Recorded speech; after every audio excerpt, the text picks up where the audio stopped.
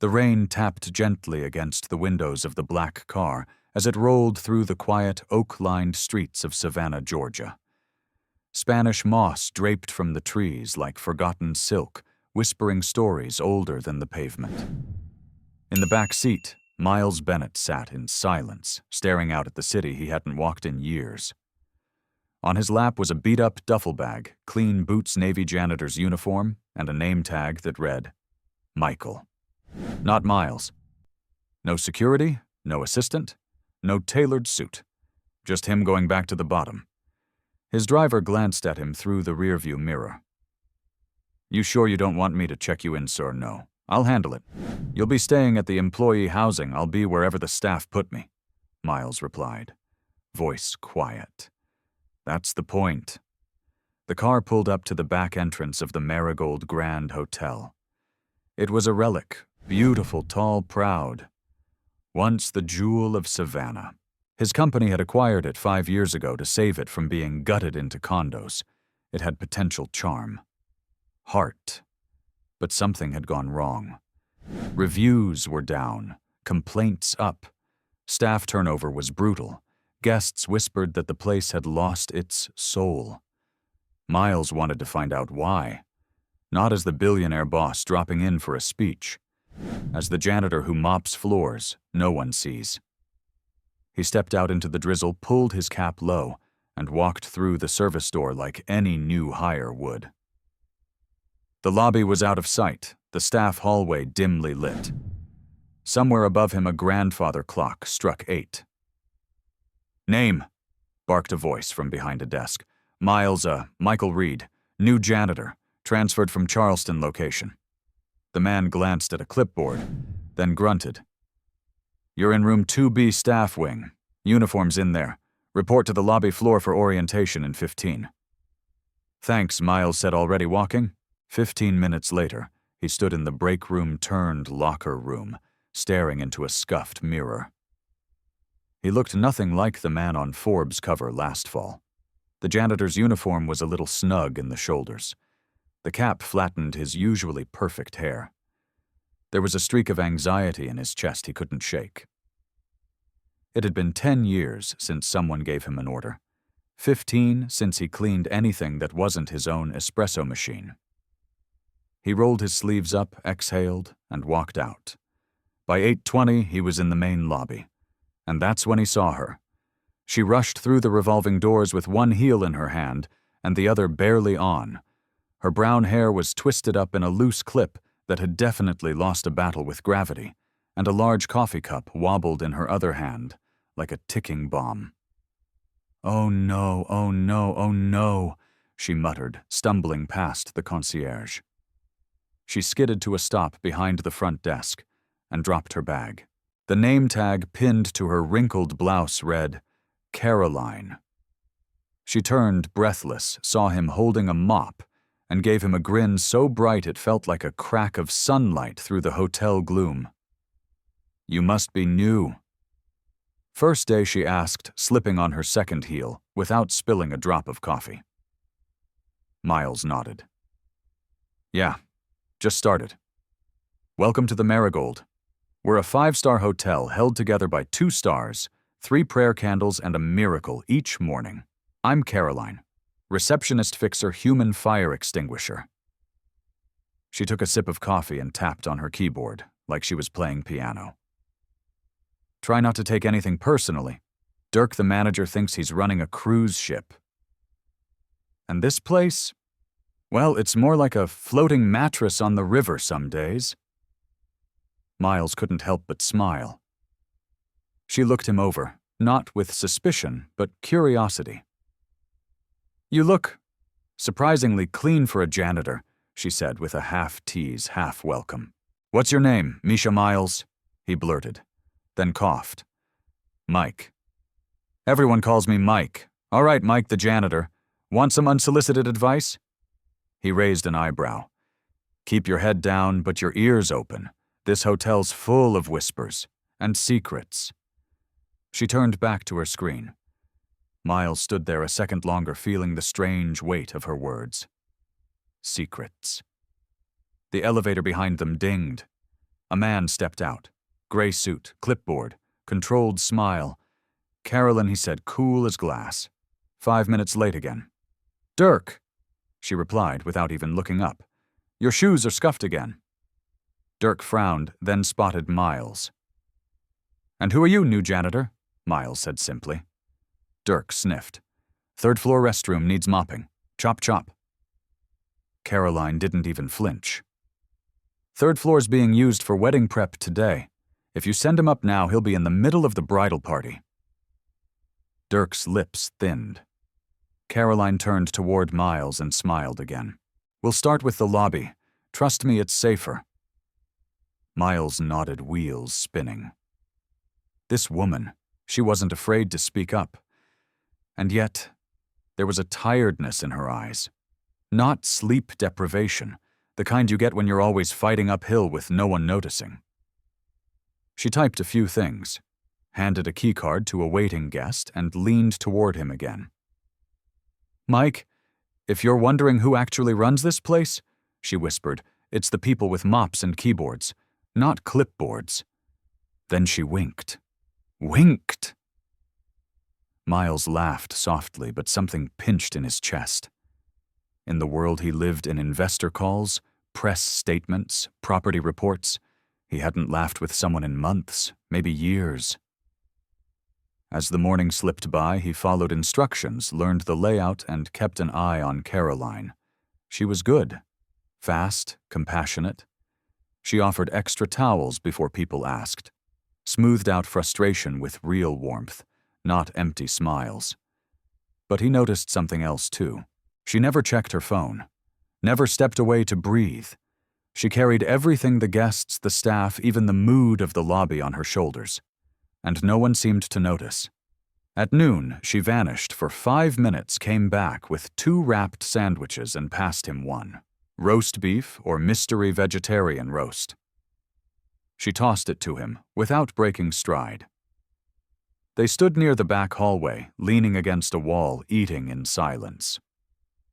"I know you're just the janitor," she said, looking ahead. "But something tells me you listen." Miles looked at her.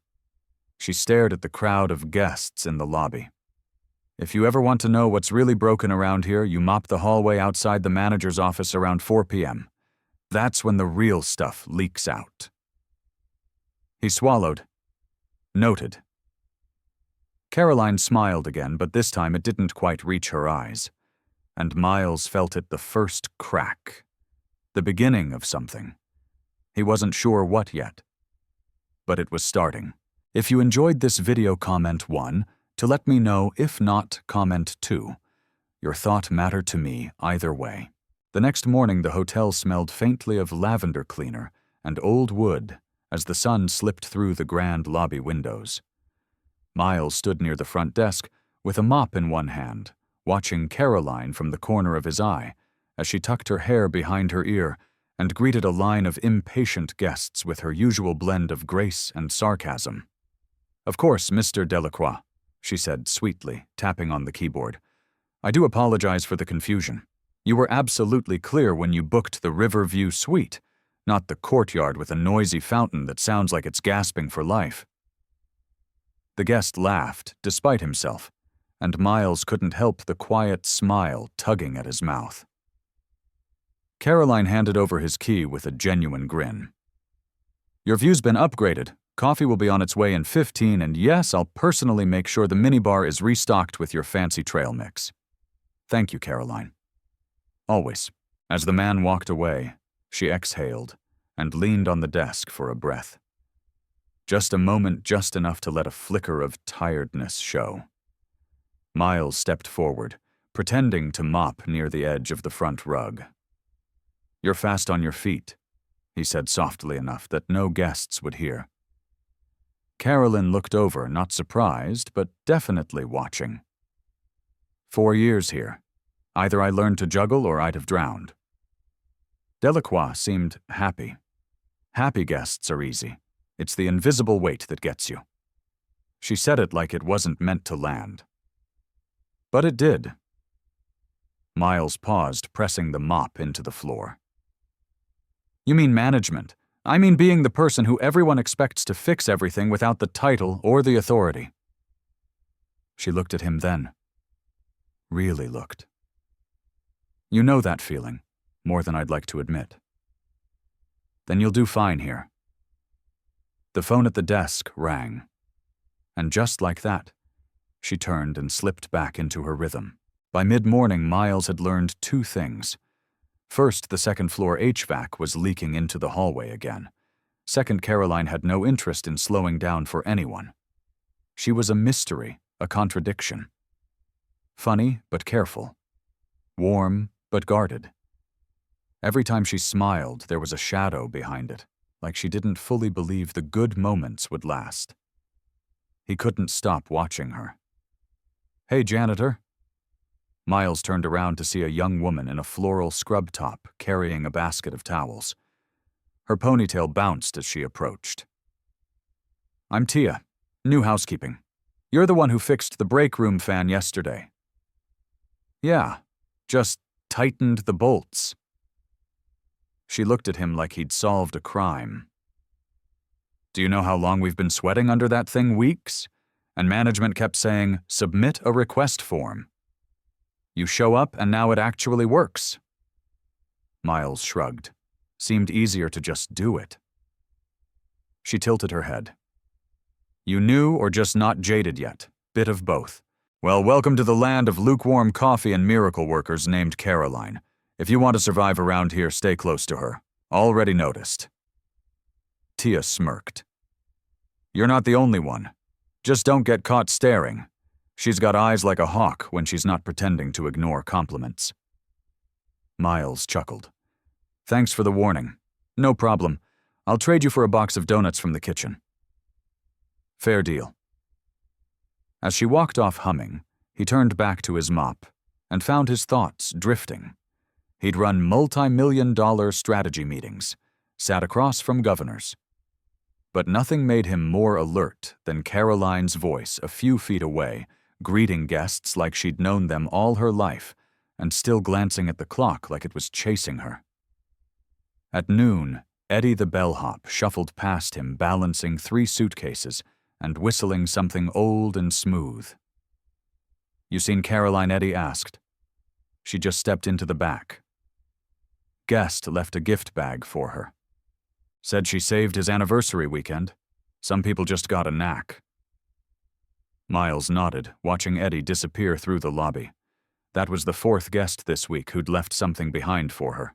A scarf, a postcard, a handwritten note. And yet she was still just Caroline from reception. Later, as Miles filled the mop bucket in the supply closet, he heard footsteps behind him. Fancy meeting you in here. Caroline leaned against the doorframe with a bottle of hand lotion in her hand. I'm starting to think you like this job, she said. He glanced at her. It's honest work. And lonely. Sometimes he admitted. She stepped inside, holding out the lotion. Here, for the hands. Hotel soap's brutal. He took it slightly, stunned. Her kindness kept catching him off guard. Thanks. You've been quiet. Observing. People don't usually notice the things you do.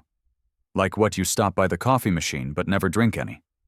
You fix things without being asked. And you listen.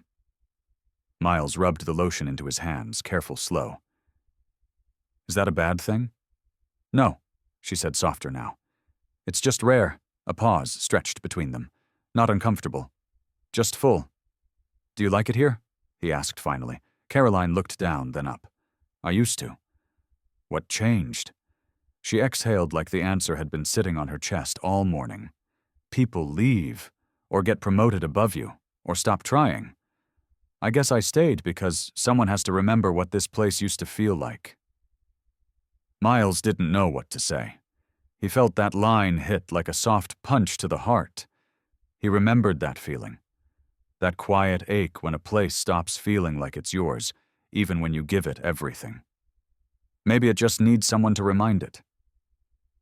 She looked at him again. Maybe. The PA crackled overhead. Caroline to the manager's office. Her shoulders stiffened just slightly. "That'll be a delight," she muttered, brushing imaginary lint off her blouse. Miles caught her wrist before he thought twice. Just a gentle touch. "Hey." She paused, startled. "You don't have to prove anything. You already do more than enough." For a moment, her face didn't move. Then her lips curled into the smallest realist smile of the day. "Thanks, Mike." And she walked away.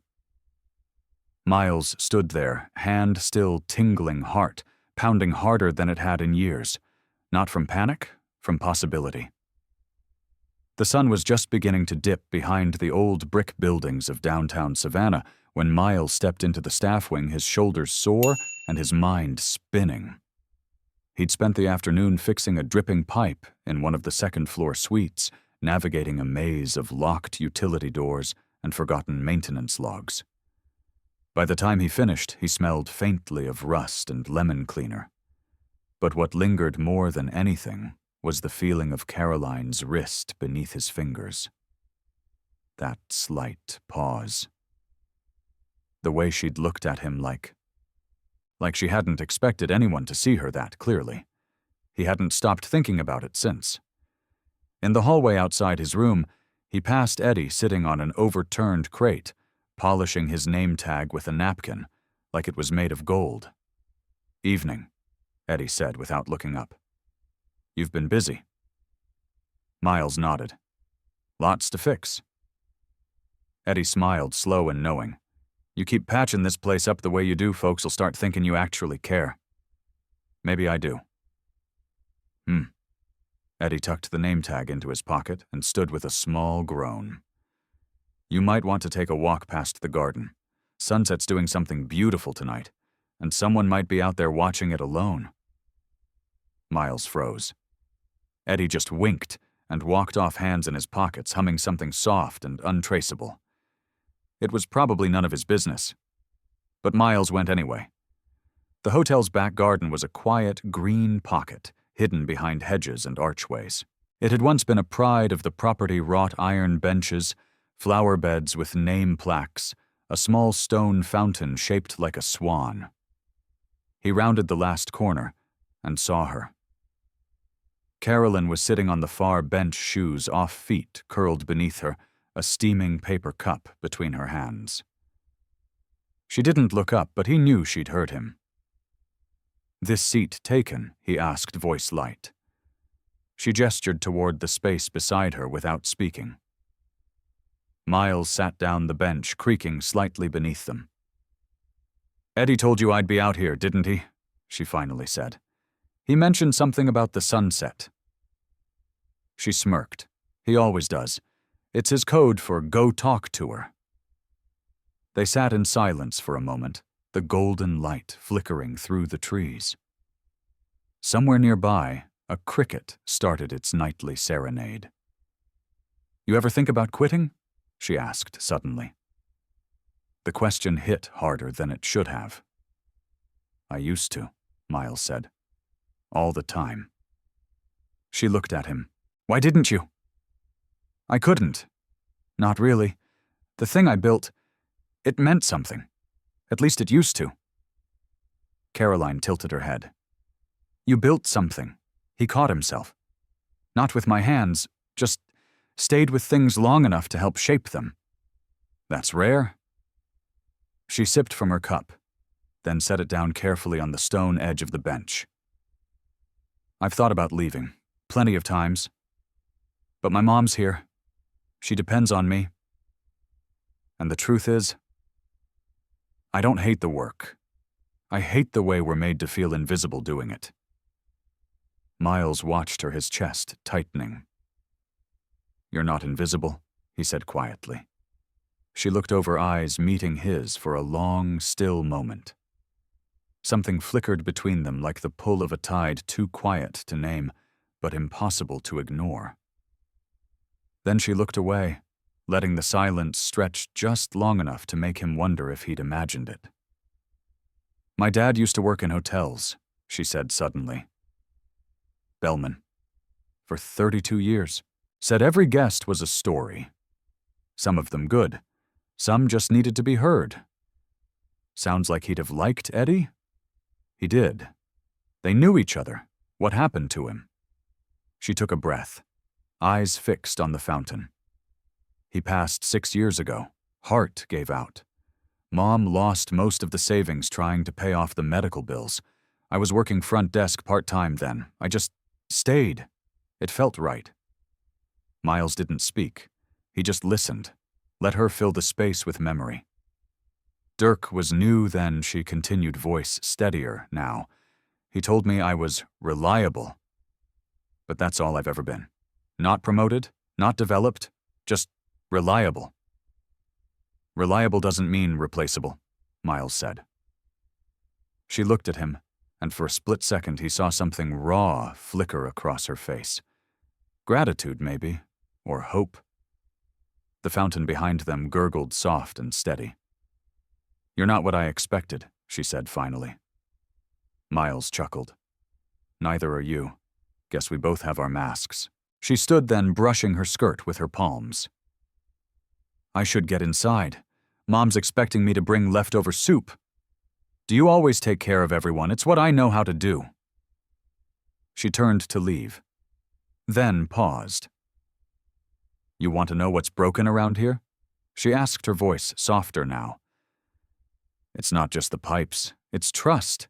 People used to believe this place cared about them. Now, we just show up and hope the day doesn't swallow us whole. He didn't answer. He couldn't, because she was right, and he was the one who'd let it happen. She walked away barefoot across the cobblestone path, the last bit of sunlight catching in her hair. Miles sat alone on the bench for a long while after she was gone. It wasn't just her story that haunted him. It was the way she told it, like she had learned to carry disappointment with elegance. And something deep inside him stirred. Maybe he hadn't come here to save a hotel.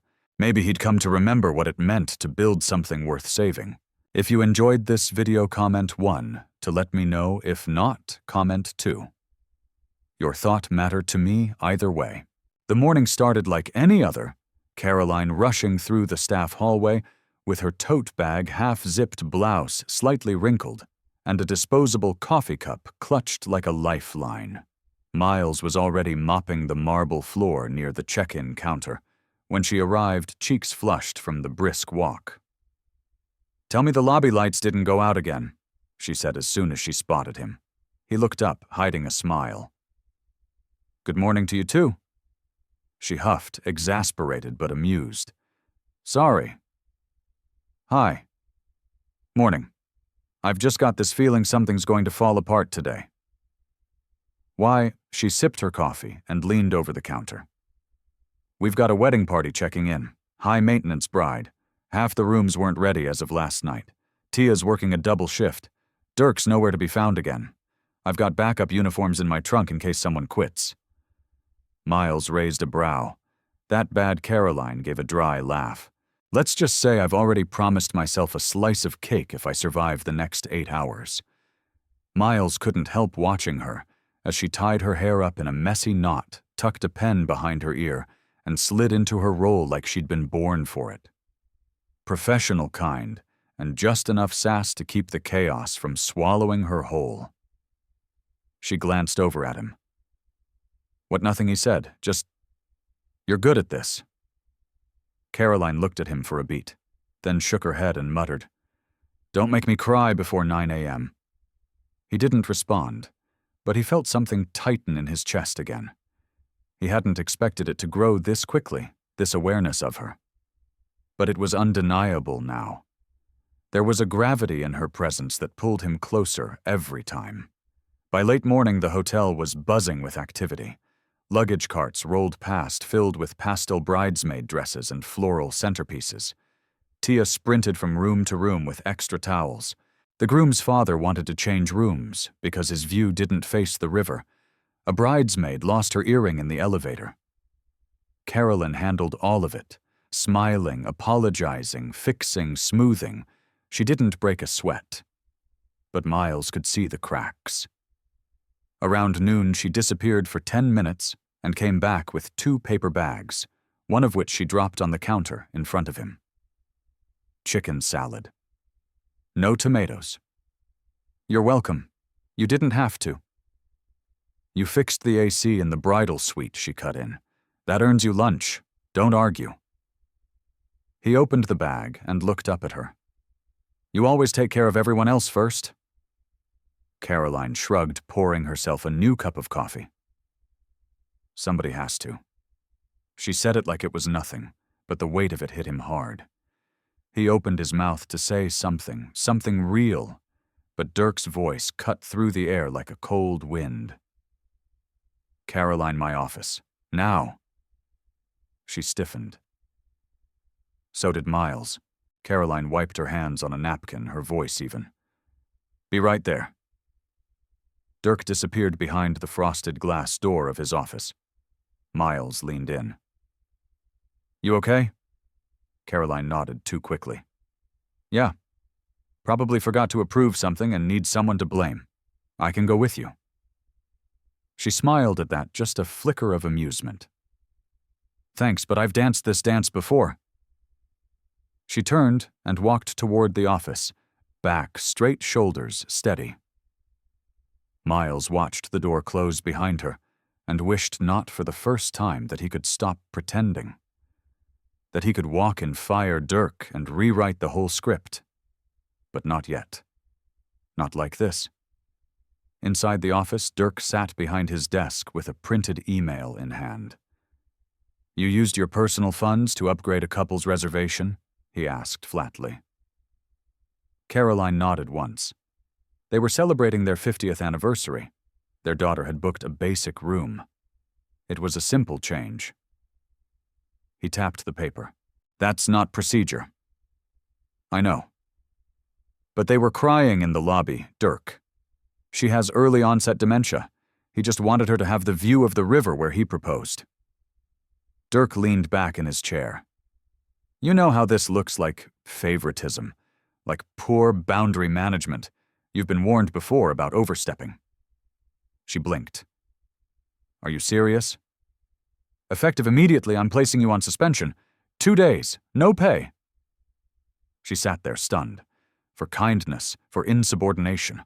Her voice was calm, but her throat tightened. You're punishing me for compassion. I'm holding you accountable for deviating from policy. She stood up slowly, her voice low and steady. You're not doing this for the hotel.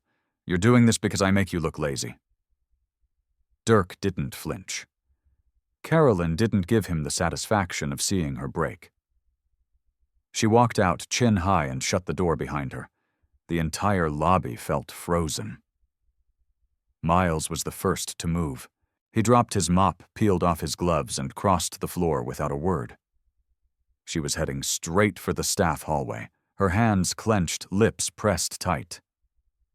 Carolyn, he called gently. She turned, blinking quickly, cheeks flushed. Please, Mike, not now. What happened? She shook her head. Just the price of caring. That's all. She tried to smile, but it collapsed. The weight of the day, the months, maybe years, it all caught up to her at once. I thought I could keep things from getting worse. Thought if I just worked hard enough, it would balance out. But people like Dirk, her voice cracked. They always win, don't they? No? Miles said firmly. Not always. She laughed softly, bitterly. You're sweet. But the system wasn't built for people like me. He stepped closer. Then maybe it needs a new architect. She looked at him confused. And for a second, just a second, he wanted to tell her. Everything. That he wasn't Mike. That he owned the building she bled for. That she deserved better and he could give it to her. But instead he just said, You shouldn't be punished for doing what's right. Caroline looked at him, eyes glassy. I'm just tired, Mike. I know. She wiped her cheek quickly and gave him a faint smile. Don't let Dirk make your job harder while I'm gone. He'll forget your name if you don't make noise. I'm not worried about Dirk, Miles said. I'm worried about you." She didn't answer. She just turned and walked toward the exit. And Miles stood in the center of the lobby, surrounded by polished tile and quiet tension, knowing exactly what he needed to do next. No more watching. No more waiting. Tonight, Miles Bennett would stop mopping the floors and start pulling the strings. The next morning, Savannah woke up under a heavy gray sky, as if the city itself was holding its breath. Miles stood in front of the mirror in his staff room, tying a simple gray tie. He hadn't worn one in over a week. The janitor's uniform lay folded on the bed behind him like a costume from a play that had ended. He didn't feel nervous.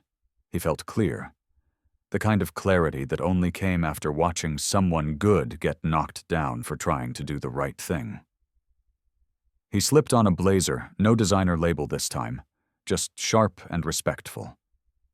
Just enough to shift the way people would look at him without giving too much away. When he stepped into the lobby, the change was instant. Tia nearly dropped the towel bin when she saw him. "Mike?" He gave her a small nod. "Morning.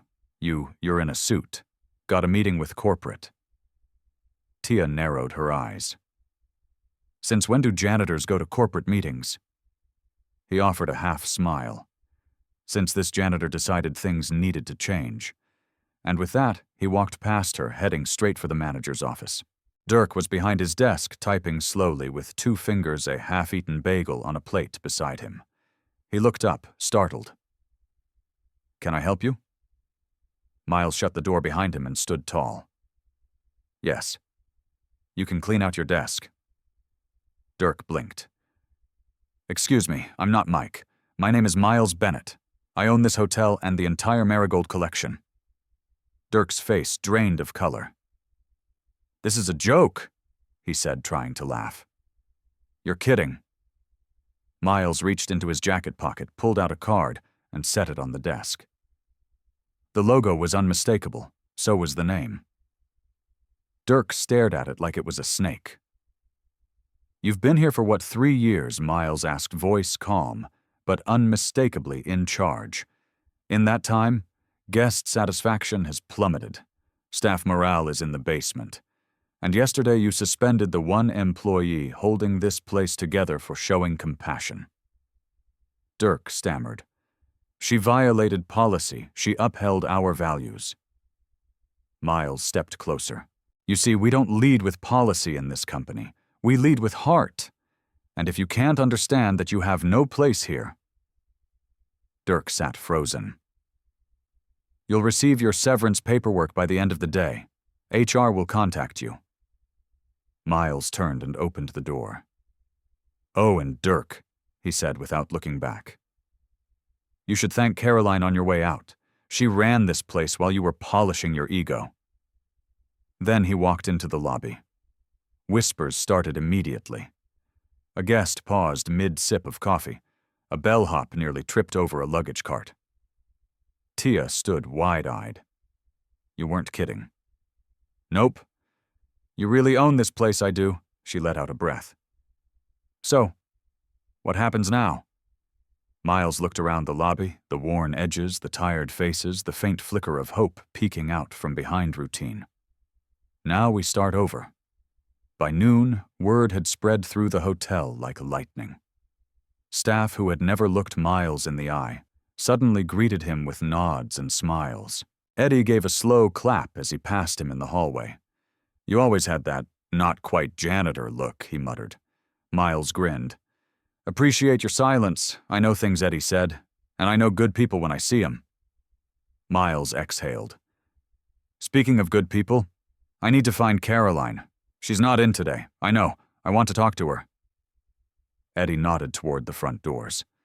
"She lives on Whitaker Street. Old yellow house with a porch swing." Miles blinked. "How do you... I told you. I know things." Later that afternoon, Miles stood on the sidewalk in front of a weathered yellow house. The porch was draped in wind chimes and hanging ferns. A cat watched him from the swing like a gatekeeper. He climbed the steps and knocked. The door creaked open a moment later, revealing an older woman in a cozy sweater and bright red glasses. "Can I help you? I'm looking for Caroline." "She's not here," the woman said, polite but guarded. "I'm Miles, a friend from the hotel." At that, her expression softened just a little. "I'm Gloria, her mother. You're the janitor she talks about." Miles hesitated. "Sort of." Gloria opened the door wider. "Come in. She's out getting groceries. But if you're here to cause her more stress, you can turn right back around." He smiled. "I'm not. I'm here to make things right." She studied him for a moment, then stepped aside. The house smelled like cinnamon and stories. Family photos lined the hallway, including one of Caroline in her early 20s, holding a certificate and beaming. Miles sat in the living room while Gloria poured tea. "You've shaken things up, haven't you?" she asked, handing him a mug. "I had to. She deserved better. She always has." He nodded slowly. "She told me about her dad." Gloria's face softened. "He would have liked you." They sat in silence for a while. Then the front door opened. Caroline stepped inside with a paper bag on her hip and keys in her other hand. She froze when she saw him. "Miles." "Hey." She stared at him for a long beat. "You're wearing a suit. I figured it was time." She set the bag down slowly. "What are you doing here?" "I fired Dirk." Her eyes widened. "What, this morning? And I reinstated you. With back pay and a raise." She stared at him like the words didn't fit. "You're not a janitor." He stood. "No. I'm the owner. I've been undercover." She blinked, stunned. "Why, because the numbers said this hotel was broken, but I needed to see the heart of it. And I found it in you." She swallowed hard. "I didn't mean to lie," he said softer now. "I just didn't know how else to see the truth." Caroline's voice trembled. "You could have told me. I wanted to. But you trusted me without knowing who I was. No one's done that in years." She turned away for a second, gathering herself. Then she looked back at him. "I don't know what to say." "Then don't," Miles said. "Not yet. Just come back. Help me fix what matters." She watched him, her expression unreadable. And finally she whispered, "Okay, just that." But it was enough. Miles let out the breath he hadn't realized he'd been holding. He didn't reach for her hand. He didn't push. But as she walked past him into the kitchen, a small smile played at the corners of her mouth. And for the first time in a long time, Miles felt like he was exactly where he was supposed to be. The next morning, the Marigold Grand felt different. Not louder, not busier. Just lighter. Miles stepped into the lobby at 7:52 a.m., coffee in hand, and for the first time, not as someone pretending. The staff nodded at him with a mix of confusion, relief, and curiosity. He returned every smile, every good morning, with genuine ease. But his eyes scanned for one person. She wasn't behind the front desk. He checked his watch, then turned toward the hallway just in time to see Caroline coming through the side entrance, hair tucked neatly into a braid navy blouse, tucked into slacks, and a guarded expression that melted just slightly when their eyes met. "You came," he said softly. "Of course I did," she replied, adjusting her name tag. "This place still needs me." Miles smiled. "That it does." They stood for a moment, the hum of guests filling the space between them. "I wasn't sure you'd want to be seen with me," he added. "You fired Dirk. That bought you a few points. And if I say you've been on my mind since yesterday," she arched a brow, "then you'd better back that up with something other than charm." Miles gestured toward the front desk. "How about a surprise in the break room?" Her suspicion flared for half a second. "Is it coffee better? Free rent?" He chuckled. "Not quite." "Come on, She followed him down the hallway side by side, just far enough apart that nothing could be assumed, yet close enough that something had changed. Inside the staff break room, the lights flickered on to reveal a small whiteboard, 2 gift bags, and a folded blue uniform laid out on the table. A note beside it read, "To the one who's kept this place standing, thank you. Your new title, Guest Services Manager." Caroline stopped in the doorway, frozen. She didn't speak for a few seconds. Miles watched her carefully. "I know it's just a title, but you've earned it. And I'd like to make it official today, along with the pay you should have had 2 years ago." Caroline stepped closer, her hand brushing the note. "You didn't have to do this," she whispered. "I did," he said gently, "because the whole building leans on you, and because if I'm being honest, I want you to stay." She turned toward him slowly. "There's still trust to rebuild," she said. "I know, and a lot I don't understand yet. I'll answer every question, even the ones that make you look bad." He nodded. "Especially those." Carolyn smiled, a small private thing. She picked up the new name tag and turned it over in her hand. "Guest Services Manager," she read. "Sounds fancy. You make it look better than it sounds." She shook her head, almost laughing, then looked at him again. Really looked. Her voice softened. "Why are you really doing this, Miles?" He took a slow breath. "Because I forgot what it felt like to build something that mattered. And then I watched you do it every day with no recognition and no help. You reminded me of the kind of leader I wanted to be before everything got too big." Caroline looked down, and her voice came out quieter than before. "No one's ever said anything like that to me. You deserve more than words." There was a pause, full of something unspoken, something carefully forming, but not yet solid. The door creaked behind them, and Tia poked her head in. "Oh, I didn't mean to interrupt. Just looking for a spoon." Caroline turned quickly, slipping her name tag back into her pocket. Tia smirked.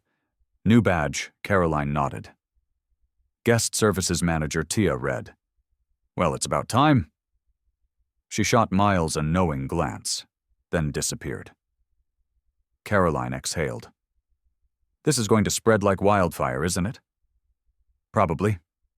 "You planned that?" Miles grinned. "No, but I'm not mad about it. By mid-morning, the hotel was humming with quiet energy. Miles walked the floors, checking on repairs, chatting with housekeeping, reviewing the kitchen schedule with the chef. Not as a distant boss, just a man showing up for the people who made the place work. And at the front desk, Caroline had taken her new role with quiet confidence. She didn't brag. She didn't change. She just worked smarter, faster, and with an air of calm authority that made even the most difficult guests relax a little. That afternoon, Brielle Hastings, travel blogger, hotel critic, and certified social media hurricane, checked in at the front desk. Her arrival had been planned for weeks. She wore oversized sunglasses and carried a designer bag that probably cost more than the lobby chandelier. "I was told I'd be greeted personally by the hotel manager," she said, tapping her fingernails on the marble. Caroline stepped forward without hesitation. "My name is Caroline Foster, Guest Services Manager. I'll be your direct contact for your entire stay, Ms. Hastings." Brielle paused, appraising her. "And your general manager, he's currently assisting staff preparations for the evening service. But you're welcome to schedule time with him after your room tour if needed." Brielle raised an eyebrow. "You're good." Caroline smiled. "You have no idea." Miles watched from a distance, arms crossed, pride rising in his chest. But just as he turned to walk away, he caught a whisper from the concierge desk. "She's with him now. That's the guy Mike, or whatever his name was." Another voice lower. "So the janitor's the boss now. That's wild." Miles paused, the air suddenly sharp. It was starting. The questions, the second guessing, the speculation. He had known it would come. But Caroline, she hadn't asked for this spotlight. He looked back toward the front desk, just as Brielle turned to snap a selfie with Caroline praising her southern grace and professionalism. Caroline laughed along, effortlessly charming. But there was a flicker in her eyes, just a flicker that said she'd heard it too. That night, long after the guests had gone to their rooms and the lobby lights dimmed, Miles found her on the garden bench again. She sat with her heels off eyes-tired hands curled around a paper cup of mint tea. "I heard them," she said softly without turning. Miles sat beside her. "So did I." Caroline sipped her tea. "It doesn't bother me that you're rich, Miles, or that you lied." His heart slowed a beat. "What does bother me," she continued, "is not knowing where I stand in all of this. I'm not some project. You're not. And I don't want to be a story you tell at dinner parties. You won't be." Caroline turned toward him now. "Then what am I?" Miles searched her face. Her voice wasn't angry. It was honest. He leaned forward, elbows on his knees. "You're the person who reminded me how to care. The one who taught me that kindness and strength aren't opposites. The one who kept this place breathing when no one else saw." Caroline looked down. "And I'm scared," he added, "because I don't want to mess this up. With the hotel. Or with you." She was quiet for a long moment. Then she whispered, "I don't want to be hurt, Miles." "You won't be." He reached out slowly, gently, and for the first time, she didn't pull away. They sat like that, hands lightly touching the garden, quiet, the night warm and still. Something was changing. And this time, it wasn't just the hotel. The days that followed felt like waking up inside a different hotel. Not because of any huge changes, no walls knocked down, no headlines, no big speeches, but because something softer had shifted. The energy was warmer, lighter. The kind of shift that starts with how people look at one another in passing, like they finally remembered they were on the same side. Caroline walked through the lobby in her new name tag, like she'd always belonged in it. Guests remembered her name more than the hotels. Staff actually laughed in the break room again. Even Tia started whistling during morning rounds. And Miles did something he hadn't done in years. He stayed present. He didn't just check in. He listened, watched, showed up with extra umbrellas on a rainy morning, sat with the night shift during slow hours. He became what he had forgotten owners could be, part of the heartbeat. But that heartbeat was getting louder, because questions were spreading. By midweek, the news had reached corporate. Miles sat in the hotel's small office-turned-temporary boardroom, pacing. His assistant, Jason, was on speakerphone. "They want to know what the hell you're doing down there, Miles." "I'm doing what we said we stood for," he replied calmly. "You disappeared for 2 weeks. Then the regional manager gets let go and suddenly we're handing out raises and promotions without review. I'm fixing what we broke." Jason exhaled through the speaker. "Look, I'm not saying you're wrong. I'm saying they want an explanation." "Good. I'll give them one in person." "When tomorrow?" A beat of silence. "You're serious. Set the meeting. I'll be there." After the call ended, Miles stood at the window staring out at the courtyard. The sun was just starting to sink behind the rooftop garden, casting everything in gold. It used to be his favorite time of day. Now he wasn't sure what he felt. There was momentum, but there was risk too. He'd stood on boardroom floors his entire adult life. Knew the sound of polished shoes on marble, the weight of scrutiny, but this time it wasn't numbers or strategy at stake. It was people. It was Caroline. That night he found her back on the bench in the garden, a half-eaten peach in her hand, and an open planner on her lap. "You always come here when you need to think?" he asked. She smiled without looking up. "It's quiet. No one asks me to find towels or fix internet issues out here." Miles sat beside her, folding his hands in his lap. I wanted to tell you something. She turned toward him. I'm flying to New York tomorrow, meeting with the board. Caroline's smile faded just slightly. Because of all this. Yeah, they're not happy. Some of them aren't. Some don't understand why I did what I did. She studied him. And you're going there to explain it. I'm going to fight for it. A quiet pause. For us, she asked. He didn't flinch. Yes. For you. For the team. For what this hotel can be. Caroline set the peach down gently. Her voice was steady, but her eyes held something deeper. I'm not sure I've ever had someone fight for me like that. You have now. Another pause. What happens if they say no? Then I remind them who built this company in the first place. Caroline nodded slowly. Then, after a moment, her voice softened. Be careful. Miles turned to her. Of what? Of turning into the version of yourself that forgets what it feels like to be here. She looked around the courtyard at the staff window still lit upstairs. On the ground. With us. He nodded, taking that in. I'll remember. They sat in silence for a while, the sounds of the city soft in the background. The breeze picked up, rustling the trees above them. Then Caroline said, I think I'm scared. He looked at her. Of what that I'll start to believe this is real. And then you'll leave. Her voice cracked slightly at the end. Miles leaned in just enough that she felt his presence, solid and unwavering. I didn't come all this way to walk away now, he said. Caroline looked at him, heart wide open behind tired eyes. And then softly she reached for his hand. It was a small gesture, but it said everything. The next morning, Miles left before sunrise. As the private car pulled up to the curb, Eddie was already waiting with a thermos in hand. Thought you might need this, he said, handing it over. Miles smiled. Thanks. You come back with good news, Eddie added, not asking, telling. I will. And if you don't, I'll still come back. Eddie nodded once, like that was all he needed. From her upstairs window, Caroline watched the car pull away.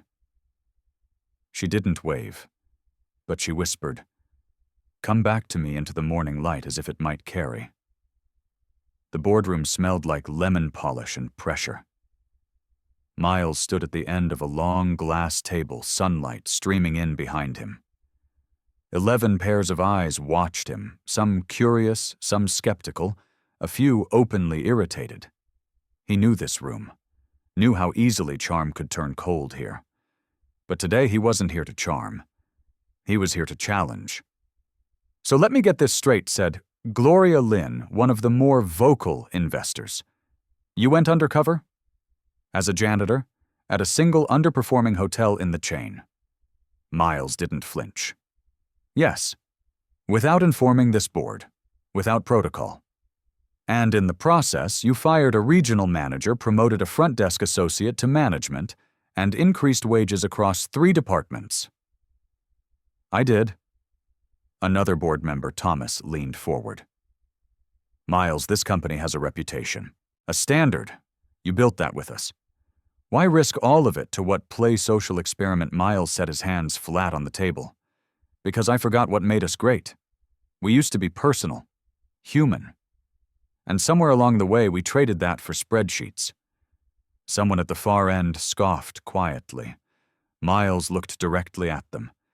The Marigold Grand in Savannah was falling apart, not because of the staff, but because of the systems we forced them into.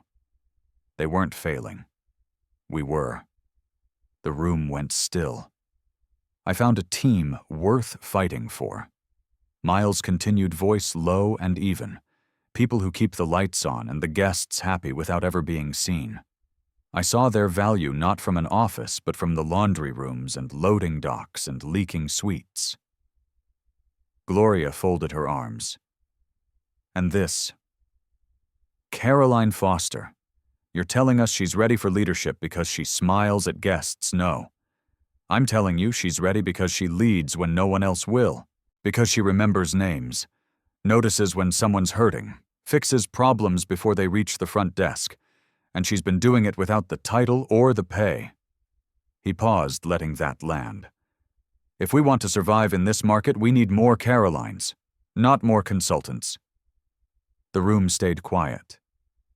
Then slowly Gloria leaned back.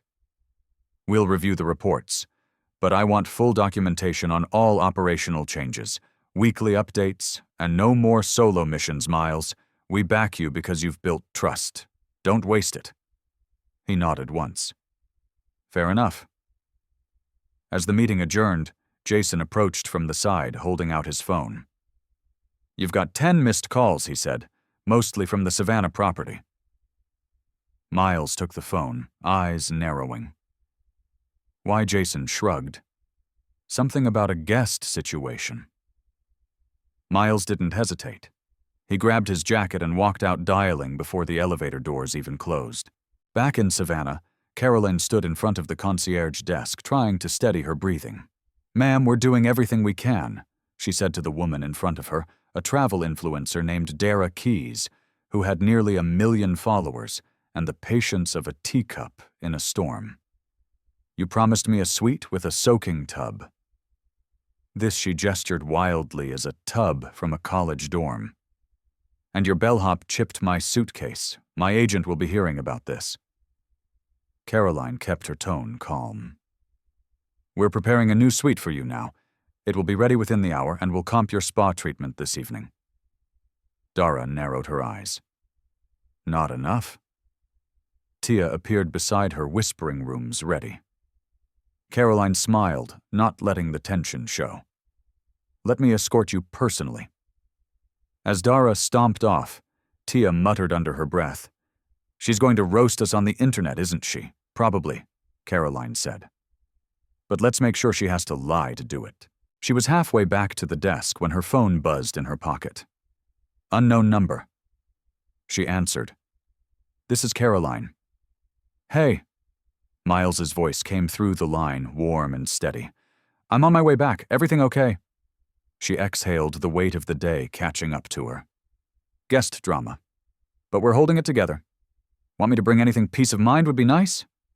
He chuckled. I'm working on that. Caroline paused.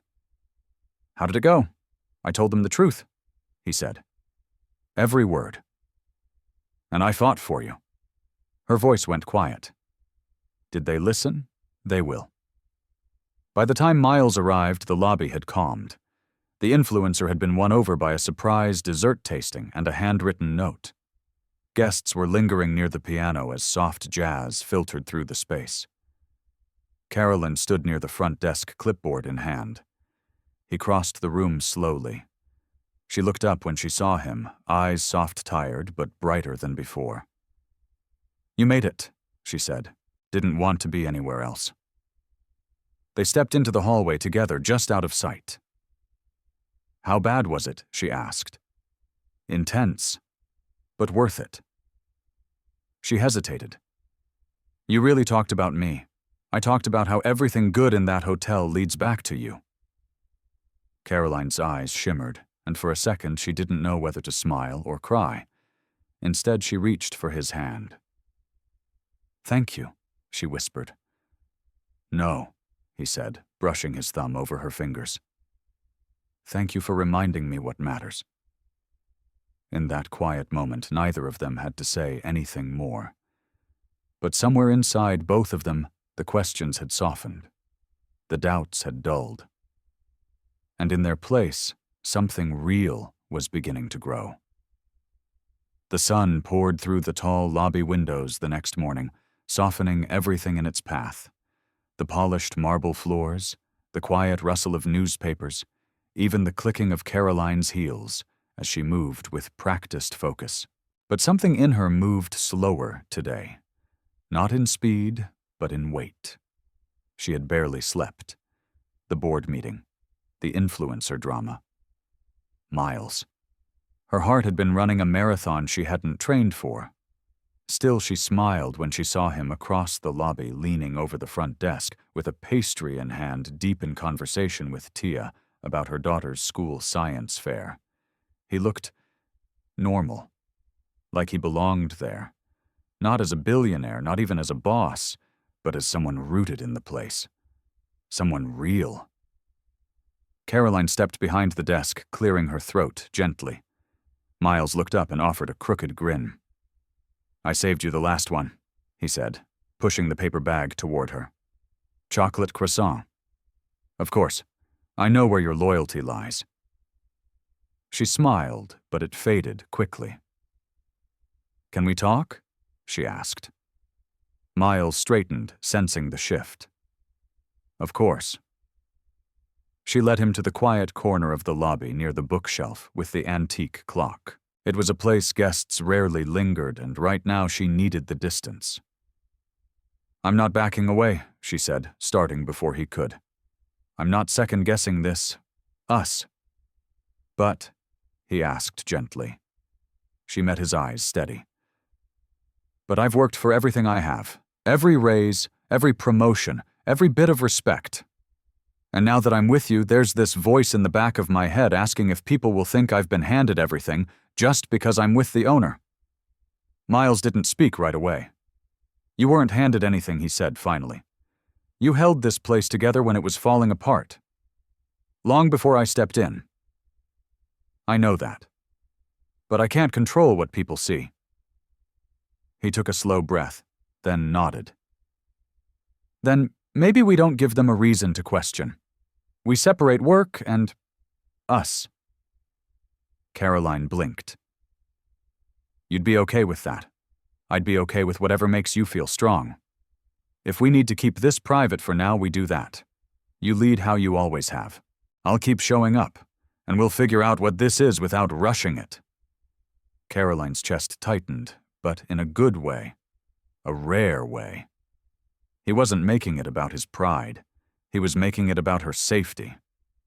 "I don't want to hide you," she said, quieter now. "I just want to protect what we're building, before it gets misunderstood." Miles reached across the space between them, brushing his hand lightly against hers for just a second. "I understand."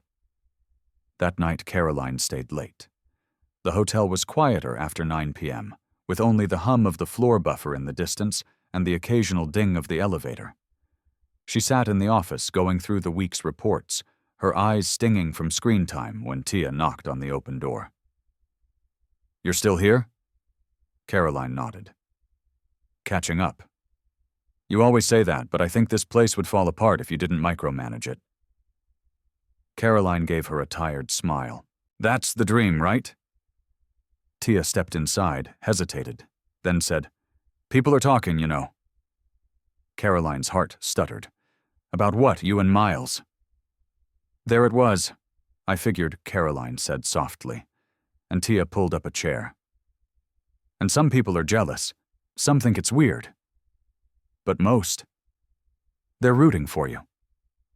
Caroline looked up. "Really? You're one of us. Care. You didn't change just because he did. You're still in the trenches, still fixing Wi-Fi and unclogging sinks and calming bridesmaids with too much Prosecco. You earned this, all of it." Caroline swallowed hard. "Besides," Tia added, smirking, "he looks at you like you're the only person in the room." A small laugh escaped Caroline. "He's subtle, huh?" Tia stood stretched and winked. "For a guy who used to scrub baseboards? Not bad." Caroline went home that night with a full heart and a racing mind. She curled up on her couch in pajamas, the TV on, but ignored replaying every word from the day in her head, every glance, every tension. Around midnight, her phone buzzed. "Miles, you awake?" She smiled and typed back, "Barely." Why Miles come downstairs? Her brows lifted. She padded to the window, peeking out to see him standing on the sidewalk, hands in his pockets, holding a brown paper bag. She threw on a sweater and slipped outside. "You're lucky I'm a night owl," she said as she opened the door. "You're lucky I brought pie." He handed her the bag peach cobbler from the bakery near the park. I figured if we're going to have complicated feelings, we might as well have them with dessert. She laughed, leaning against the porch railing. You drove here at midnight to bring me pie. No, he said honestly. I came because I couldn't stop thinking about what you said, and how much I don't want to lose this. Whatever we're building, it matters to me. Caroline held the bag in one hand and wrapped the other around herself, the night air cooler than she expected. I don't want to lose it either, she whispered. They stood in silence, the soft chirping of crickets filling the space between them. Then she said, Do you want to come in? He looked up at her, surprised. Are you sure I'm sure? Miles followed her inside, into the warmth of a lived-in space, blankets draped over the couch, a half-read book on the coffee table, a lavender candle still burning.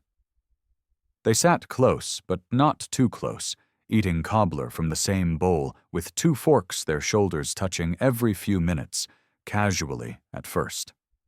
Then, intentionally. Caroline looked over at him, her voice barely above a whisper. This doesn't feel rushed anymore. Miles leaned in slightly, searching her face. No, it feels right. And when she leaned into him, resting her head gently on his shoulder, the world outside faded to quiet.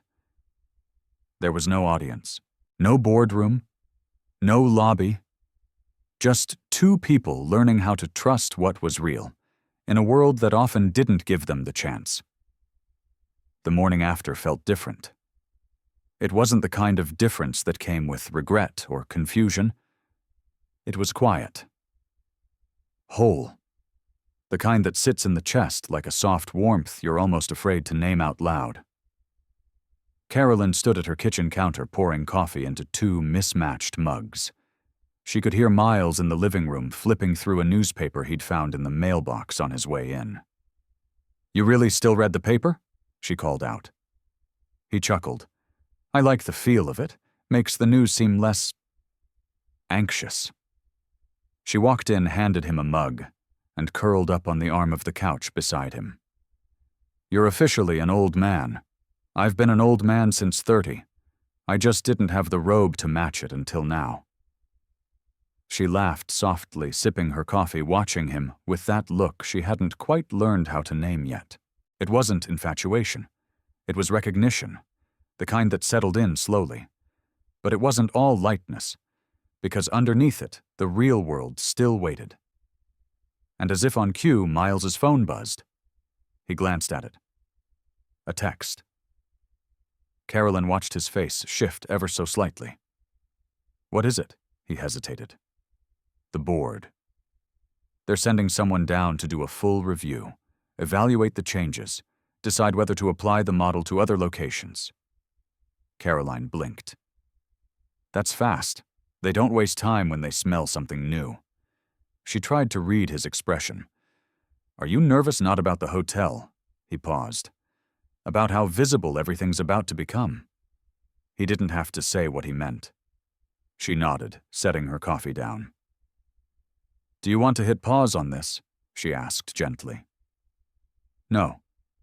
He reached for her hand. But I want us to be ready. Because if we go forward, there's no more hiding. Not from the board. Not from staff. Not from the guests who will turn it into a story the second it hits social media.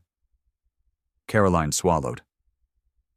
You think people will say, I only got promoted because of you? Some will. And that I'm just the receptionist who got lucky? Only if they never worked alongside you. Her throat tightened. I fought for every inch of respect I have, Miles. I can't let that slip away now. You won't. His voice was firm, but gentle. We'll set boundaries. We'll keep our roles separate. You lead your team. I'll handle the board. You've already proven yourself 10 times over. Caroline looked down at their intertwined hands. Still, it's going to change things. He nodded.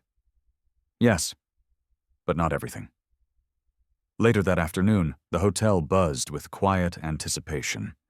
The email had gone out. A corporate representative would be on site by Friday. Staff started whispering in the hallways, wondering if changes were coming, if roles would shift, if layoffs were on the horizon. Caroline felt it the moment she walked through the front doors.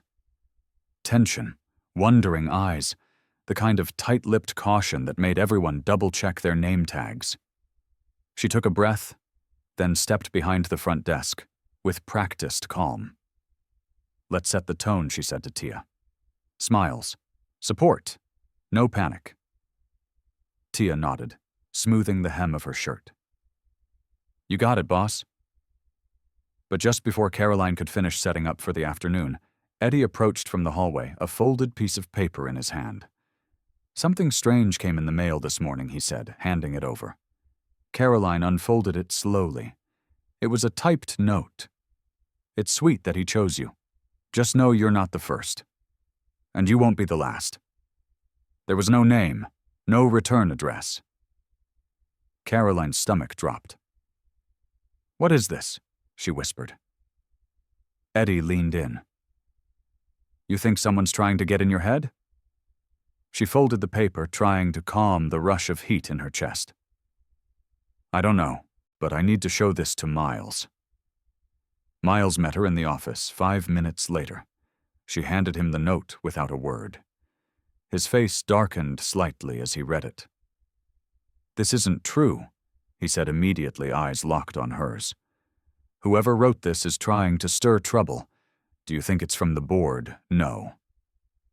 If they had a problem, they'd say it with a lawyer." Carolyn leaned against the desk, arms crossed. "It's anonymous. That's what gets me. It's not just gossip. It's meant to shake me." He stepped closer. "Don't let it. You've come too far for someone's petty fear to undo you." "But what if it's someone inside the hotel?" Miles hesitated. That possibility hadn't crossed his mind, but now that it had, it stuck. "I'll find out," he said firmly. "I promise." Carolyn looked away for a moment, her voice quieter. "I knew being with you would come with pressure. But I didn't expect this kind of sabotage. I didn't either." His voice softened. "But we'll get through it. Together." She nodded, but her mind was already running in a dozen directions. She needed to get ahead of this, before rumors became stories, before stories turned into reasons to doubt herself. That night she stayed late again, this time in the records room, pulling files, rechecking logs, compiling everything the visiting rep might ask for. She worked like someone defending her name, her job, and something far more personal. Miles stopped by once, offered to help. She told him she needed space. He didn't argue. Instead, he left a sticky note on the inside of the door before he left. "No title, no job, no boardroom could make me see you any differently. I'm proud of you. Always." Monsieur Caroline stared at the note long after he left. Then she slid it into her planner and turned the page. Because tomorrow wasn't just another day at the hotel. It was the start of something that would test everything she'd worked for and everything they were becoming. The corporate rep arrived at 9:04 a.m. sharp. Black dress, sleek blazer, no-nonsense walk that made the lobby fall into a hush without her saying a word. Her name was Elise Monroe. Everyone knew that name. She was the board's fixer, the one they sent when things needed cleaning up, with a smile and a paper trail. Caroline watched her step inside the Marigold Grand like she already owned the place. Not loud, not rude. Just exact. Miles met her at the door. "Elise," he greeted, extending a hand. She shook it briefly. "Miles, quite the show you've stirred up. I prefer the word transformation." She didn't smile. Within an hour, Elise had requested guest reports, staff turnover logs, financial records, and access to the surveillance system. She moved like a machine, polite but distant. Unshakable. And then she asked for Caroline. Caroline sat across from her in the small office upstairs, the sunlight catching the edge of the desk. She felt every muscle in her back tighten as Elise flipped through her personnel file page by page with clinical efficiency. "You've been here 3 years," Elise said, not looking up. "Yes. No college degree, no. I started working right after high school, helped take care of my mom." Elise paused, finally looked at her. "And yet here you are, guest services manager." Caroline didn't flinch. "I earned it." Elise leaned back slightly, fingers tapping the folder. The promotion was approved by Miles directly. No standard review, no HR evaluation. Caroline kept her voice calm. "Because HR wasn't watching when I worked 3 departments at once to cover gaps, or when I trained new staff without a title, or when I handled 5 weddings in 1 weekend solo." Elise studied her. "Do you believe your relationship with Mr. Whitaker influenced his decision?" "No," Caroline said, steady as stone. "But I understand how it might look from the outside. And you're not concerned about the optics. I'm concerned with doing my job right. Every day. That's what I control." Elise let the silence hang for a long, pointed beat. "Then I'll be shadowing you for the rest of the day." Caroline blinked. "Excuse me, I want to see how you manage the floor. Interact with staff. Handle conflict. You've become a case study whether you like it or not." Caroline nodded once. "Fine. Just try to keep up." The hours that followed were a blur of movement. Elise followed Caroline through check-ins room complaints, a double-booked suite, a guest meltdown over gluten-free muffins, and a scheduling crisis in housekeeping. Through it all, Caroline didn't crack. She solved problems, listened deeply, moved fast, led harder. And every now and then Elise would pause just for a second, watching her with something almost resembling curiosity. At one point during a dispute with an overcharged guest, Caroline diffused the tension with calm assurance, offered a complimentary upgrade, and walked the guest herself to the new suite. Elise lingered behind. And when Caroline returned, Elise said, "You were good." Caroline shrugged. "I'm not trying to impress anyone. I'm just doing what needs to be done. That's exactly why you're being noticed." Later, near the end of the shift, they stood together in the service hallway. Elise held a tablet, reviewing a checklist. "You're efficient," she said finally. "Thank you." "Smart." "Thank you." "But there's still the matter of perception." Caroline's voice cooled. "You mean Miles?" "Yes. Whatever you have going on with him, it complicates things." Caroline took a slow breath.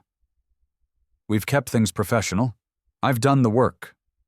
Still, the board sees risk." "I'm not a risk," Caroline said, the fire rising now. "I'm the reason this hotel hasn't flatlined." Elise blinked, and then for the first time smiled just barely. "I know." Caroline's breath caught. "You think I'm here to tear this down?" Elise continued. "But I'm not. I'm here because they don't believe a receptionist saved a hotel. I came to prove them wrong or right." Caroline stared, and Elise closed her tablet. "You've made an impression. That matters." She walked away without another word. Caroline stood there, heart thudding, not from fear, but from the weight of it all. The scrutiny, the tests, the tightrope walk. When she finally made it back to the front desk, Miles was waiting. "She grilled you?" he asked quietly. "She tried. And I held my ground." He smiled, proud. But before she could say more, Tia came rushing over from the side hallway. "There's something you both need to see." Tia handed Caroline a printed screenshot. It was a post from a gossip blog, one known for industry leaks. Secret romance behind Savannah's hotel comeback, sources say Marigold Grand's new manager was promoted after getting close with the owner. Insider claims favoritism and hidden past. Caroline's mouth went dry. Miles took the paper eyes, narrowing. "There's more," Tia said, softer now. "It's trending." Caroline looked at Miles. "This is the turning point, isn't it?" "Yes," he said, voice low. "But it's not the end." She folded the paper hands, trembling, but her spine stayed straight. "If they want a story, we'll show them the real one." And just like that, the storm had arrived. By the time Caroline stepped out of the elevator, her name was already echoing through the hotel. It wasn't just a whisper anymore. It was on phones, on tablets, passed in printed screenshots and exchanged glances. Staff who had once high-fived her in the hall now looked away. Some nodded with quiet sympathy. Others didn't know what to say. In less than a day, the blog post had snowballed. Anonymous sources, edited photos, accusations masked as questions. Did she really earn it? Was it love or strategy? Can you trust a leader who's sleeping with the boss? None of it came with proof. But it didn't have to. The damage had already begun. Miles found her in the office she used to love now, too quiet, too sharp around the edges. He gently closed the door behind him. "You okay?" She didn't answer right away. She was staring at the desktop screen where the story was still open. Her eyes were unreadable. "I told myself I could handle the noise," she said finally, "but I didn't expect it to be so personal. It's not true. I know that. But it doesn't matter, does it? Truth isn't louder than scandal." Miles stepped forward. "Carolyn, do you know how hard I worked to be seen as more than the girl at the front desk?" Her voice cracked. "I put in every extra hour, took every last-minute shift. I stayed through storms, through breakups, through weeks where I didn't have gas money because I wanted to matter here. And now I'm being reduced to a headline." He sat beside her. Quiet, close.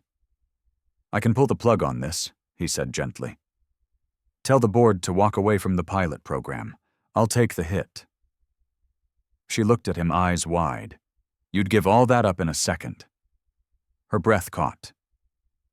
"But what if I don't want you to?" He blinked. "What if I'm not afraid of the fight?" she said. "What if I just want to fight it the right way?" Miles leaned in, a slow smile forming. "Then we fight it together."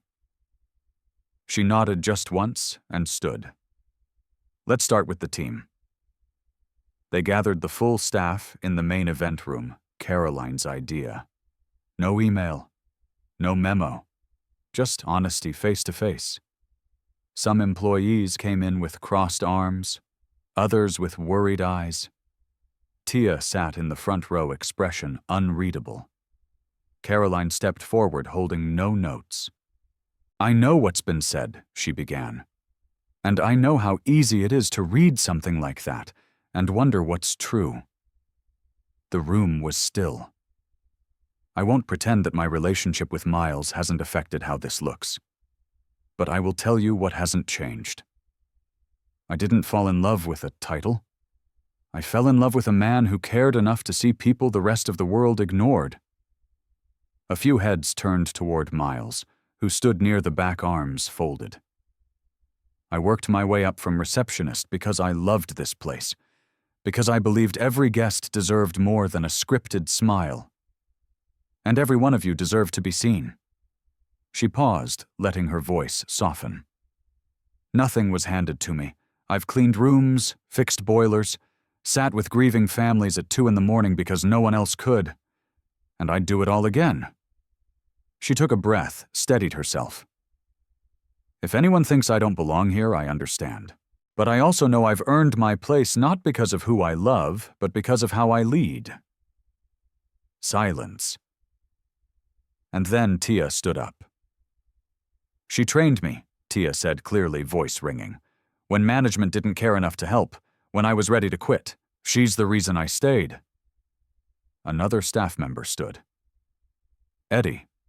She's the only one who noticed when my mom passed, who covered for me without making me ask." One by one, more voices spoke. Not loud, not dramatic, just true. By the time Caroline sat down, the room wasn't heavy anymore. It was steady, and something in her shifted, less afraid, more sure. Later that evening, Elise approached her in the hallway. "You know," she said, "I was prepared to recommend a freeze on the promotion. Optics and all that. Caroline braced. But I watched you today, and I heard them. They don't follow you out of pity or novelty. They follow because you lead. Caroline looked at her. So what happens now? I tell the board what I saw, and I tell them to get out of the way. Caroline almost didn't believe her, but then Elise added, and for what it's worth, I wish I'd had a Caroline at my first hotel. The compliment landed like a lifeline. When she got back to her apartment that night, Caroline kicked off her shoes, dropped her bag, and found the sticky note Miles had written days ago. She hadn't needed it then. She needed it now. She tucked it back into her planner, sat still for a moment, and for the first time in days, she exhaled fully. She wasn't just surviving the storm anymore. She was walking straight through it. The smell of cinnamon rolls drifted through the hotel lobby, soft and warm, like a memory. Caroline stood behind the front desk, watching the early morning light spill across the floor, her fingers tracing the edge of her coffee cup. The storm had passed, at least on the surface. The headlines were fading. The gossip had quieted. But inside her, the weight hadn't lifted entirely. Miles had given her space respectfully, silently, since the team meeting. No grand gestures, no distractions, just the quiet kind of support that said, I'm here when you're ready. And she was almost ready. Almost. Morning boss Tia said, sliding behind the desk with a grin and 2 cups from the bakery. Caroline smiled. You didn't have to. You looked like you were thinking too hard. Figured carbs might help. She accepted the cup gratefully. I should put that on a plaque. Before Tia could reply, the elevator dinged, and Elise stepped out, rolling her carry-on behind her. Dressed in travel black, no-nonsense as ever, but with a softer look in her eyes than when she arrived. Caroline approached. You're heading out? She asked. Elise nodded. Report's done. Board will review it Monday. Caroline hesitated. Did you, mention... Everything I told them, the hotel is operating at a higher standard than before. Guest satisfaction is up. Staff engagement is strong. Revenue's tracking ahead of projection. And the other stuff. Elise's expression didn't waver. I reminded them that personal lives don't invalidate professional contributions, especially when leadership is earned, not gifted. Caroline let out a breath she didn't know she was holding. Thank you. I didn't do it for you, Elise replied. Then, after a pause, she added, but I did admire how you handled it. She turned to leave, but then stopped and said without turning around, don't let the noise dim what you've built. People like you, real leaders, they're rare. And then she was gone. Caroline stood still for a moment, watching the doors close behind her. And something inside finally eased. Later that afternoon, she stepped outside for a break, sunlight soft against her skin. The garden patio behind the hotel was quiet, the breeze warm enough to stir the wind chimes. She wasn't surprised to find Miles there, sitting on one of the benches with a closed laptop beside him, a half-empty cup of lemonade at his feet. He looked up when he saw her. You made it through the week. Barely, she said, sinking down beside him. But yeah, I did. They sat in silence for a moment, the kind that wasn't awkward anymore, the kind that felt like breathing space. She left this morning, Caroline said. Elise, I figured. She told the board everything. The good, the bad, me. Miles glanced over. And they'll decide next week. He nodded slowly. You worried? She shook her head. Not really. I think I'm just tired of having to prove what I already know. He leaned back. What do you know that I belong here? That I earned this? That loving you doesn't cancel that out? Miles turned to her eyes, meeting hers in the quiet. Say that again? She smiled. That loving you doesn't cancel that out. His voice dropped. Then say it louder. Because I've been waiting to hear it. She laughed softly, her hand reaching for his. I love you. The words didn't shake. They landed with the quiet weight of truth. He brought her hand to his lips. I love you too. Always have. A breeze passed through, lifting her hair slightly, and for the first time in days, maybe weeks, she felt whole. Not because the board was on her side, not because the hotel was thriving, but because she had faced the fire and stayed standing. Later, as they walked back inside together, Tia caught sight of them and smirked. Well, look who finally stopped pretending, she said, arms crossed, teasing. Carolyn just laughed. We were never pretending. No, Miles added with a smile. Just protecting something that matters. Carolyn looked around at the front desk, the staff walking by, the guests reading by the windows, and felt it settle inside her. This place, this life wasn't perfect. But it was hers. Built from the ground up. And finally, she didn't feel the need to apologize for it. The following Monday arrived with a hush of anticipation. Carolyn stood in the break room at 7:45 a.m. Coffee untouched her fingers, tapping an anxious rhythm against the countertop. The board's decision was due by noon. She hadn't said anything to the staff. There was nothing to say until it was final, but the air in the hotel felt different. Braced. Across the lobby, Miles was speaking quietly, with the new weekend manager delegating tasks with that calm confidence he carried so naturally. He caught her eye for just a second, nodded once. Steady, reassuring. But Caroline couldn't quite exhale yet. Not until she knew. Around 10:00 a.m., her phone buzzed. One new email. Subject line board review outcome, Marigold Grand Pilot. Her heart pounded. She opened it slowly, eyes scanning the screen as the words pulled into focus. The board has concluded its review of the Marigold Grand Pilot model. Based on demonstrated staff leadership, financial turnaround, and guest satisfaction improvements, the program is approved for full continuation. Caroline Vega's leadership and strategic influence were critical to this success. Her position is confirmed and endorsed by this board. Caroline blinked, rereading it 3 times. Confirmed. Endorsed! Her knees nearly buckled. She grabbed her phone, rushed towards the back hallway, and called Miles. He picked up on the first ring. I saw it. She laughed, relieved, breathless. You did. They copied me. Why am I crying? She asked, swiping her cheek. Because you fought for something that mattered, he said softly. And now they know what we've known all along. I need a minute. Take 5, then meet me at the rooftop garden. She barely had time to catch her breath before Tia found her near the service elevator. You read it? Tia asked. Carolyn nodded, eyes still glassy. Tia pulled her into a hug. I'm so proud of you I might scream. Caroline laughed into her shoulder. You've already screamed at me before. This is better. They both smiled, and for the first time in weeks, the weight in Caroline's chest cracked open into something lighter.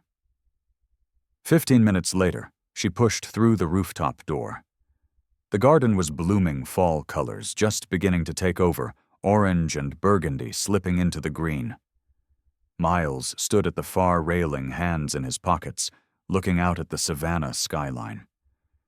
She approached quietly. When he turned, his smile was slow, sure. You made it. They said yes. I know.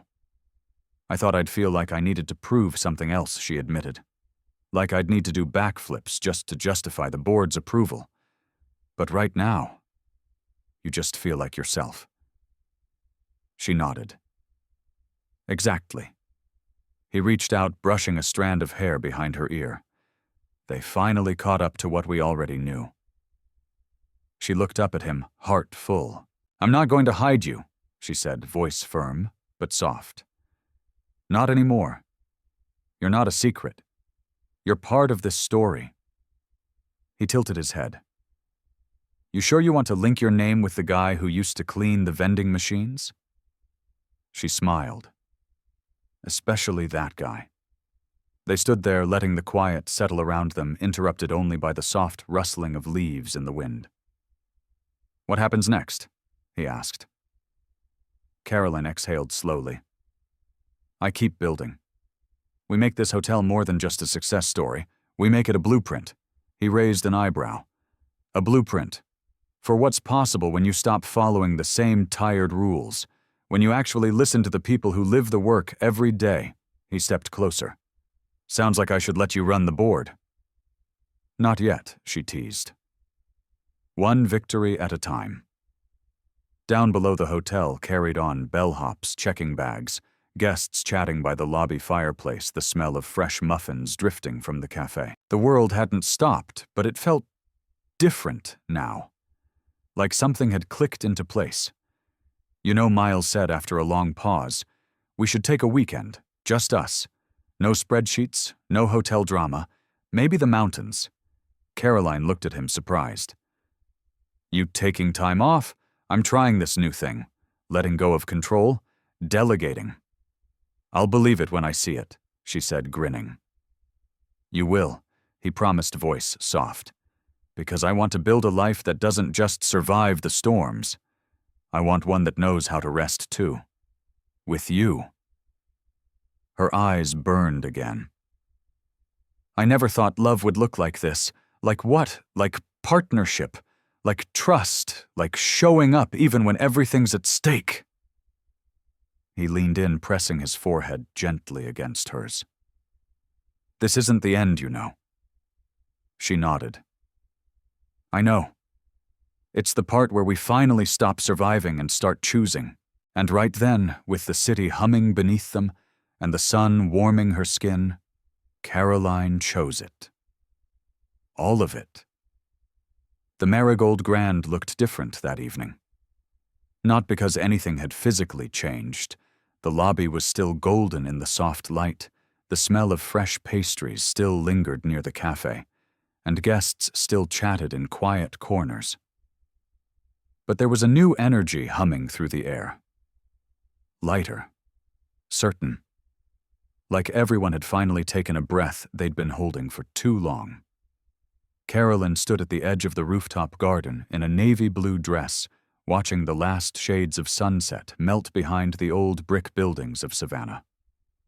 The hotel's staff party buzzed around her laughter, rising from the courtyard below, music pulsing faintly through the speakers, and the distant clink of glasses from toasts being made. It was a celebration. Not for her. Not really. It was for them. For surviving the whispers. For proving what this place could be. For every receptionist who had ever been told to stay in her lane. And it was for the future.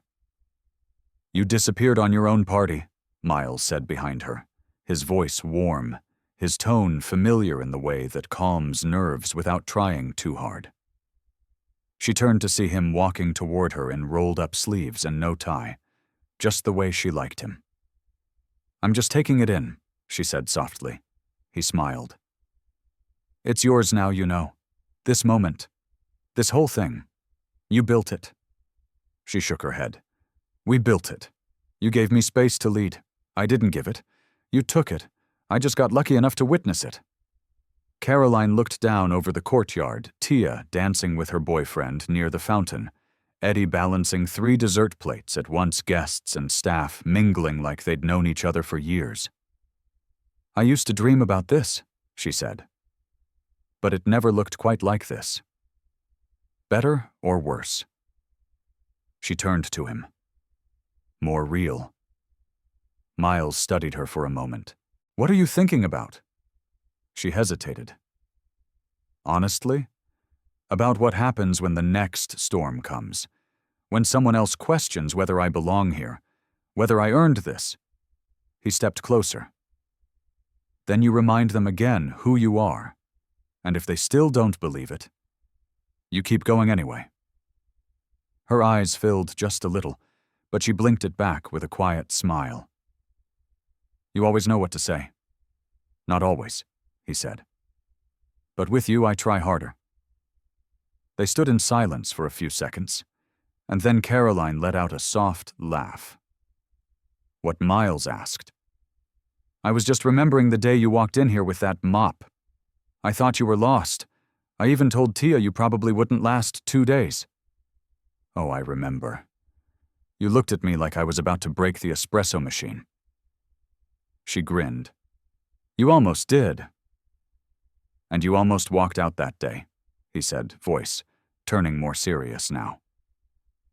"I think about that sometimes. What if you had Caroline's smile faded, but in its place came something deeper?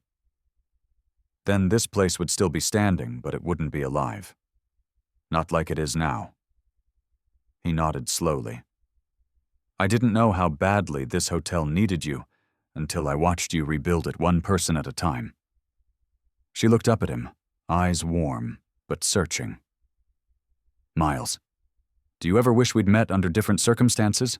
No secrets, no disguises." He paused, thoughtful.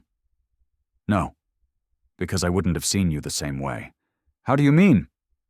"When I was in disguise, I saw how you treated everyone, not just the owners or the guests who tipped well.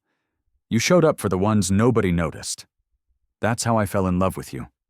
Not your resume, not your title, just you." Her breath caught for a second.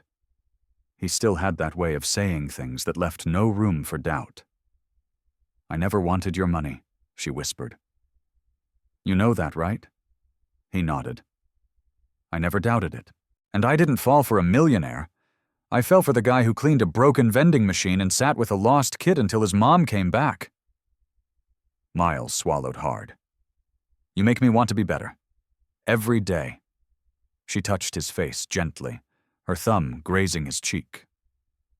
"Good," she said, "because I'm not going anywhere." Down below, someone shouted her name, Eddie, waving her over to take a photo with the whole team. Caroline looked back at Miles. "You coming in a second?" She headed down the steps, the breeze catching the hem of her dress, her heart light but grounded. Miles stayed for just a moment longer watching her go. He'd had money his whole life, power, privilege. But what he'd found here through a mop, a lie, a slow-burning truth, was something no inheritance could buy. Love that asked nothing and gave everything. And it had changed him.